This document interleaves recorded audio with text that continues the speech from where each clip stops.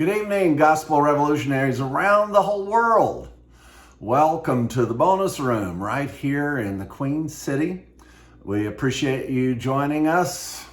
And the reason you're joining us tonight is because of blasphemy. I love it when people throw words around that they don't even know what they're talking about. But we're going to look at this word, at least in one small context. And the number one thing that was the accusation of blasphemy by the Jews.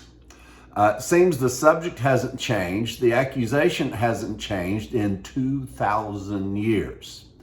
So let's get right into it. I only want to keep you a few minutes this evening.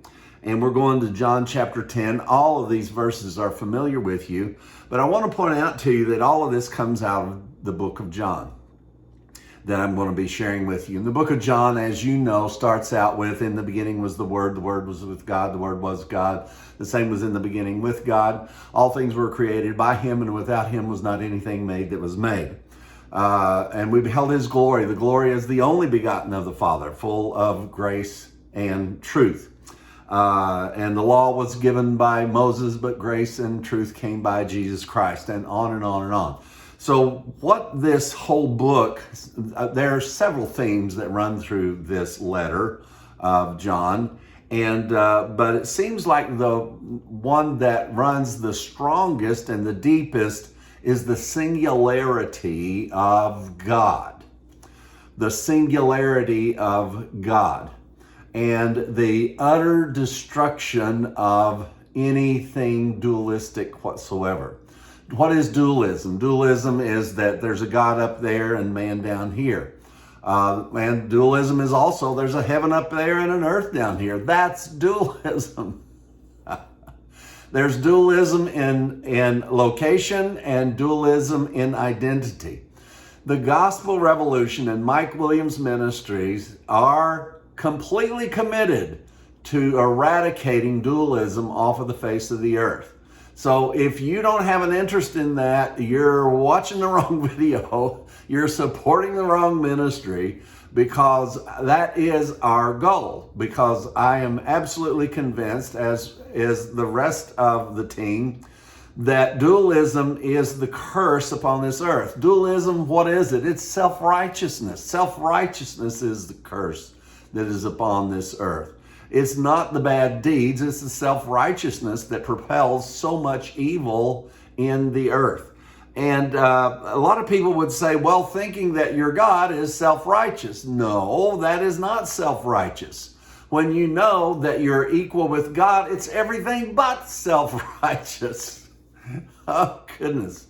Ooh, I wanted to say 3 or 4 things there. It just popped up and I filtered myself, I'll have you know. So we're going to John chapter 10, verse 30. And here in John 10, verse 30, we're just going to start right in on it. Jesus said, I and my Father are one. Now, this is an encounter he was having with the Jews. They were upset with him. And then the Jews took up stones again to stone him again. So this is the first time we're going to stone you. We're going to stone you.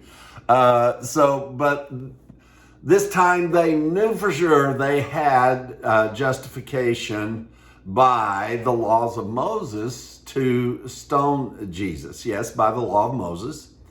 And that is what Jesus died under, was under the law of Moses. But he died for the complete fulfillment of the law of Moses. You can't take away the law of Moses and then take away sin without taking away the law. And if you switch the law to something that is less than given by God, then you take the sacrifice of Christ as being something less than approved by God and wrought by God. Then you have to take away salvation, which is what God did through Christ. So just don't go to the foolish side of things. We're never going to accuse you of blasphemy. We might accuse you of being stupid, but we're never going to accuse you of blasphemy. And if you have relegated the scriptures to something less than being what John declares the scriptures to be and what Jesus declares the scriptures to be, that's just stupid. It really is. It's just stupid. Or as Don used to explain to me the difference between stupid and ignorant. Stupid means you can't learn, and ignorant means you're ignoring what's actually there. And I think it's more ignorance of the scriptures, because what has to happen is a person has to ignore what's there. Let's stop ignoring.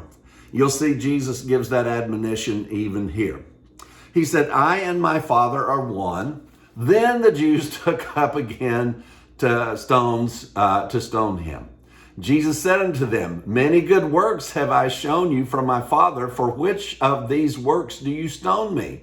The Jews answered him, saying, for a good work we stone thee not. Go ahead and do all the good works you want. But for blasphemy, and because thou being a man makest thyself God. Jesus answered them, it is written in your law, I said you are gods. If he called them gods, whom the word of God came, and the scriptures cannot be broken, say ye of him whom the Father hath sanctified and sent into the world, thou blasphemest, because I am the Son of God?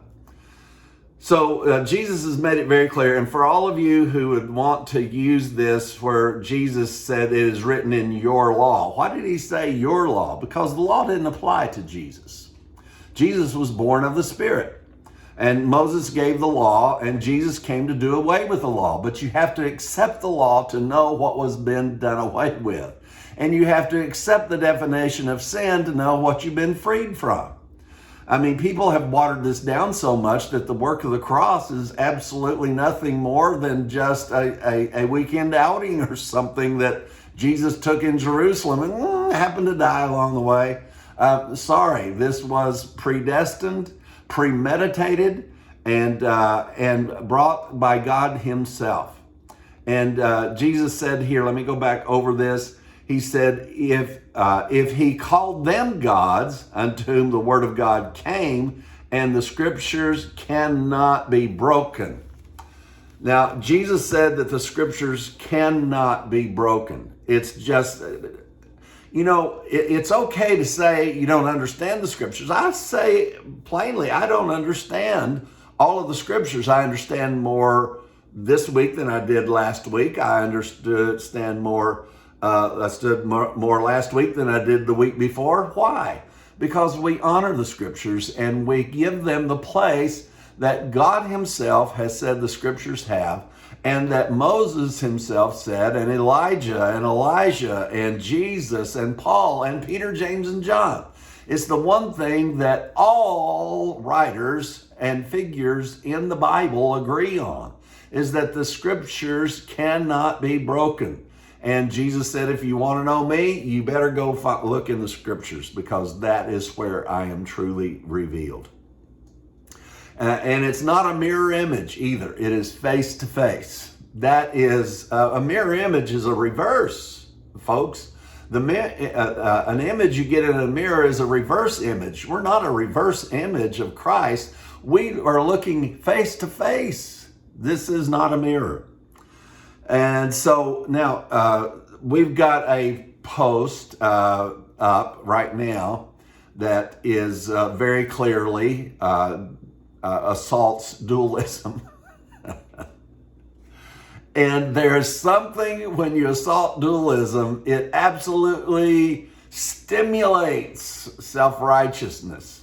It stimulates Pharisaical 2,000-year-old condemnation and accusation.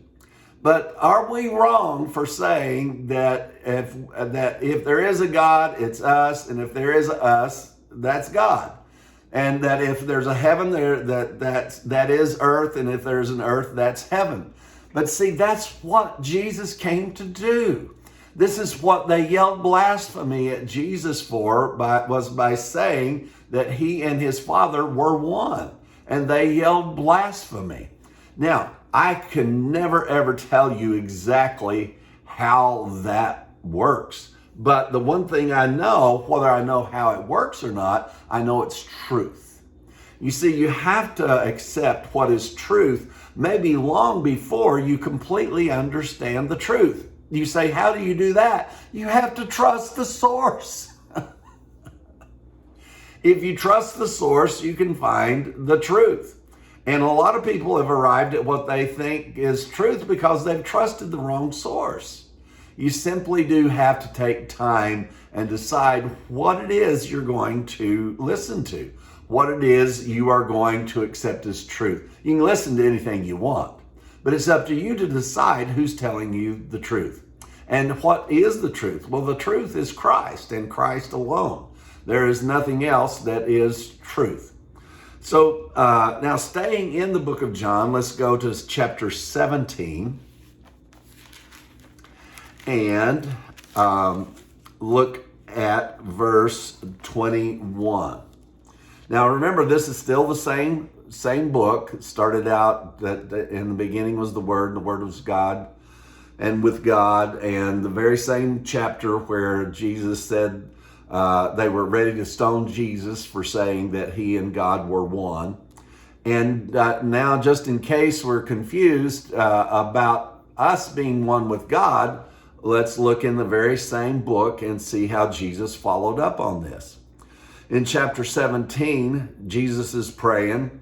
He said in verse 21, that they all may be one, as thou, Father, art in me, and I in thee, that they also may be one in us, that they would believe on him whom you have sent. Now, what comes first, believing or being made one? You see, the fact is, you can't believe anything unless you know you've been made. There's nothing to believe. There's empty belief, and there's belief that really is based in truth and in fact. Jesus said the only way you can believe is and know that God sent him is to know that we're all one. So you see, we're coming from the very foundation of this thing. There's a whole lot of subjects to teach on, but you can subject yourself to death until you get the foundation of what the gospel is all about. And verse 22, and the glory which thou gavest me, I gave unto them, that they may be one, even as we are one. Now, I can't tell you exactly how God the Father and God the Son are one, but I know they're one. I can't tell you exactly how God and us and Christ are one, but we are one. I can't explain the intricate details of that, but I know that it's truth. And from that truth, I'm able to understand. Jesus made it very clear, until you know that we're one, you can't believe anything. You're never going to be able to believe anything at all. And why could they never believe him? Why could they never believe? Why did they constantly get labeled that they would never believe? Because they could not believe that God and man was becoming one entity. I and them, and thou and me. I mean, it gets pretty detailed here. I and them, and thou and me, that they may be perfect in one, that they may be perfect. They may be complete. You can define this word any way you want, but perfect pretty well means perfect. Complete is completely perfect, and perfect is completely complete. We don't have to put right hand on yellow and left foot on red. We don't have to do any of these strange finding a little angle to go through and quote one verse. If you've seen the Father, you've seen me, and then say, well, then that means the Father was different. But Jesus was talking about his Father. He wasn't your father when Jesus spoke those words. Jesus is saying something very clear. This is how God the Father acts. God was not the father of anybody before Jesus Christ. He was the first begotten of the Father. And when he said, if you've seen me, you've seen the Father, that was very accurate. But you cannot go back and retroactively take away the entire history of the Hebrew Scriptures and dismiss them as though they were nothing. Even as Jesus said, you can't, the scriptures can't be disannulled. He says, Father, I will that thou also, whom thou hast given me, be with me where I am, and they with me, and I with them, that they may behold my glory, which thou gavest me which thou gave me, for thou lovest me before the foundation of the world. Boy, we could go into a whole lot more on that. O righteous Father, O righteous Father, O righteous Father, what makes us one? O righteous Father, O righteous Son, O righteous planet. Righteousness. It's the clue. It's the glue. O righteous Father, the world hath not known thee, but I have known thee, and these have known that thou hast sent me. And I have declared unto them thy name, and will declare it, that the love wherewith thou hast loved me may be in them, and I in them. Blasphemy? Go ahead. Guilty is charged. If blasphemy is claiming to be one with God, we are guilty.